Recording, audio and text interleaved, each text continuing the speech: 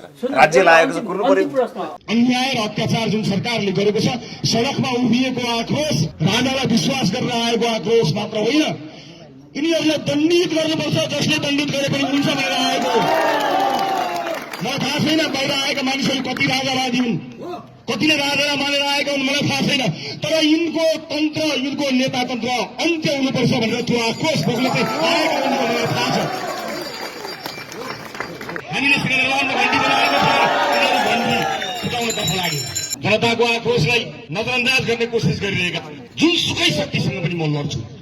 तर यो लुट तन्त्रलाई टुलु टुलु हेरेर बस्ने लाखी मान्छे चाहिँ म होइन, म टुलु 4000 मान्छे आउँदाखेरि घरहरू जल्छन्, मानिसहरू सडकमा ढल्छन् भने तपाईँ हाम्रो सुरक्षा अहिलेको गृह मन्त्रालयको नेतृत्वले गर्न सक्छ कि सक्दैन? छातीमा हात राखेर लोकतान्त्रिक गणतन्त्रको आडमा लुट तन्त्र मचाइरहेकाहरूलाई खबरदारी गर्न रवि लामी छाने कहिले पनि पछि हट्दैन।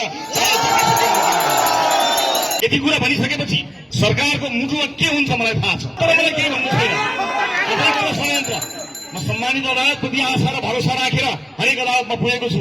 कुनैको घटनामा आफ्नो लाज छोप्ने प्रयास सरकारले नगरोस्, त्यसको सत्य तथ्य छान्नुहोस्। नेपालका नागरिकहरू, नेपालका युवाहरू मरेका छन्। त्यसकारणले कतैपट्टि आरोप र प्रत्यारोप गरेर सरकारले आफ्नो कमजोरीलाई लुकाउने कोसिस नगरोस्। म के भन्नु, संयोगले 2 पटक गृहमन्त्री भएको मान्छे हुँ, तर मलाई दुःख लाग्छ 4000 मान्छे आउँदाखेरि पनि जनतालाई जोगाउन नसक्ने गृह मन्त्रालय के नैतिकताले कुर्सीमा बसेको छ।